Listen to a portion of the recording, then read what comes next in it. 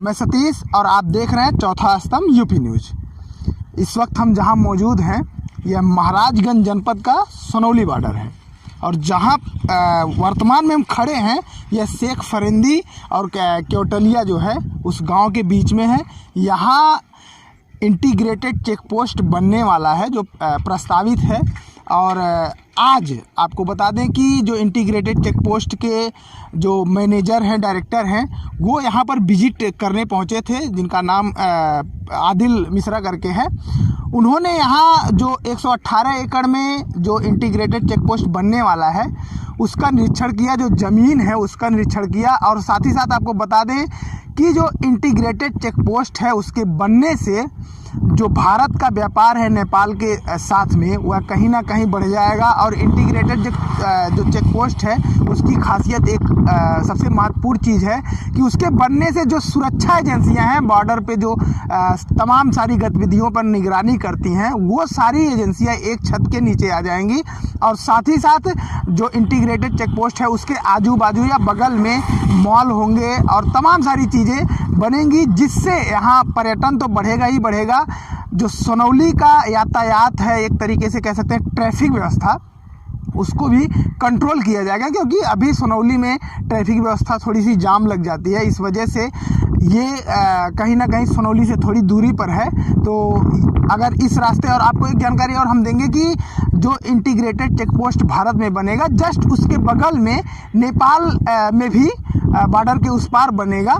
चूँकि जो नेपाल में बनेगा इंटीग्रेटेड चेक पोस्ट उसको भारत ही फंडिंग कर रहा है। तो जैसे ही यहाँ का काम शुरू होता है उसके बाद जो नेपाल का है वो भी काम शुरू हो जाएगा। आपको पहले ही बता चुका हूँ कि 118 एकड़ में जो है वो ज़मीन अधिग्रहित की गई है। पूरी तरीके से जो किसान हैं, आपको अगर पीछे जाएं तो इस पे बड़ा विवाद हुआ। जो किसान थे वो अपनी ज़मीनों को देने के लिए राज़ी नहीं थे, लेकिन जो सरकार के लोग हैं, जो प्रशासन में बैठे लोग हैं, कई तरीके की वार्ता हुई उनसे नौतनवा तहसील सभागार में। उसके बाद किसी तरीके से जो किसान है वो माने। अभी भी कुछ गिनती के 4-5 लोगों का ज़मीन अधिग्रहण करना बाकी है। उसके बाद जैसे ही अधिग्रहित हो जाता है यहाँ काम शुरू हो जाएगा। और जो डायरेक्टर जनरल ने हमें बताया उनके अनुसार 2 या 2.5-3 साल में यह बनकर पूरी तरीके से तैयार हो जाएगा। आपको बता दें कि जो पीछे ये आप 50 मीटर के पीछे ये बॉर्डर है और ये पूरा जो हमारे पीछे दिख रहा है भैरवा है और इधर जहाँ दिख रहा है ये सोनौली है।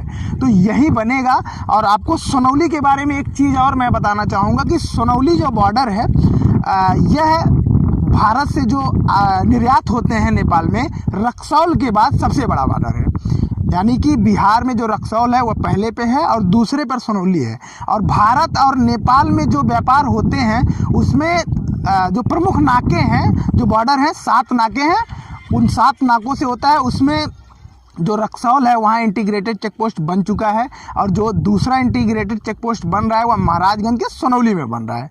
तो ये पूरी चीज़ें जो हैं वो इनके बनने से यहाँ के, खासकर यहाँ के जो निवासी हैं उनका भी कहीं ना कहीं रोजगार बढ़ेगा। और जो पर्यटक आएंगे, कहीं ना कहीं एक चीज़ और दिखाने की कोशिश की जा रही है इंटीग्रेटेड चेक पोस्ट के द्वारा कि जो पर्यटक आएंगे इस रास्ते से जब जाएंगे तो उनको लगेगा कि भारत भी एक डेवलप कंट्री है और कहीं ना कहीं यहाँ लगातार विकास हो रहा है। और आपको भविष्य में जाएं, पीछे जाएं तो वहाँ भी आपको बताएंगे कि यही वो बॉर्डर है जिससे कई आतंकवादी गतिविधियों में संलिप्त खूंखार आतंकवादी पकड़े गए हैं। तो कहीं ना कहीं जो इंटीग्रेटेड चेक पोस्ट है उसके बनने से पूरी तरीके से यह जो भारत नेपाल का खुला एक बॉर्डर है, यहाँ तार नहीं है, कटेली बाड़े नहीं हैं, ये भारत नेपाल का आपसी संबंध है। इस वजह से यहाँ कहीं ना कहीं तार नहीं दिखाई देता है। तो ये एक तरीके से उसको सिक्योर करने की, सुरक्षा की दृष्टि से उसको बेहतर बनाने की कोशिश की जा रही है। इस संबंध में हम बात करेंगे जो इसके इंटीग्रेटेड चेक पोस्ट के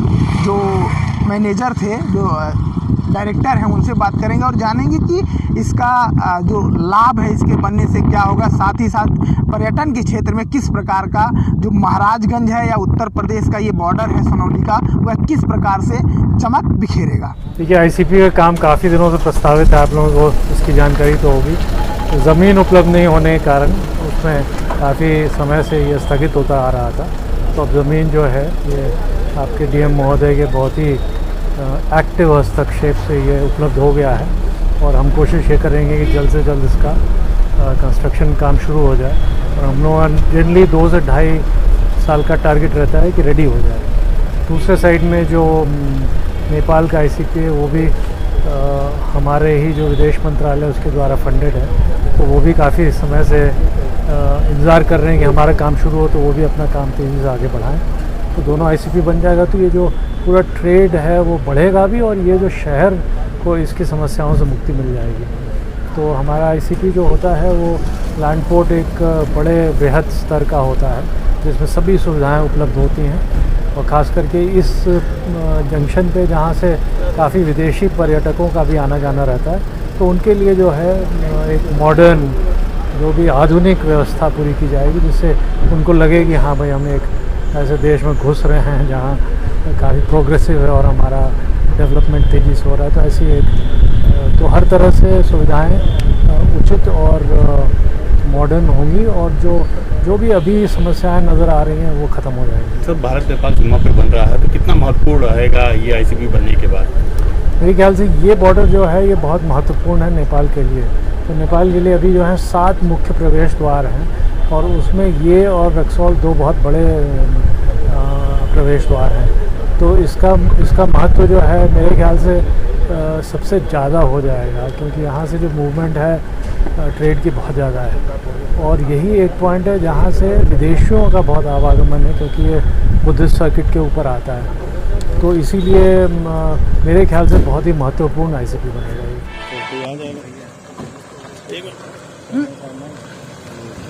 तुम तो अब से बंद करो।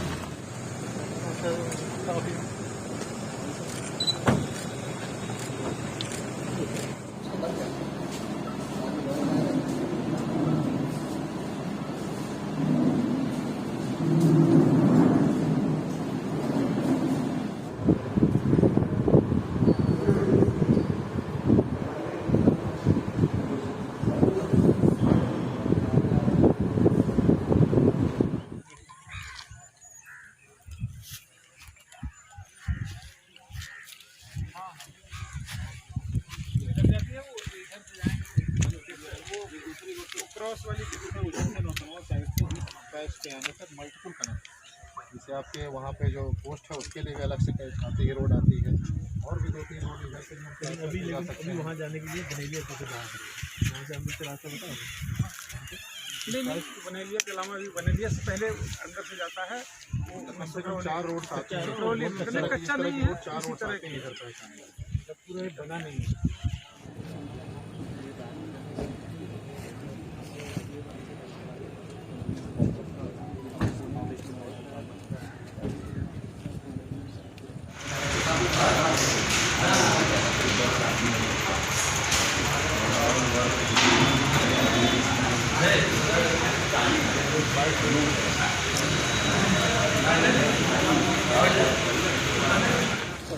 तालाब यहाँ नहीं है, तो हम तालाब इधर दूसरे वाले का है। हाँ, वहाँ है पत्री यहाँ मोहनापुर के पास।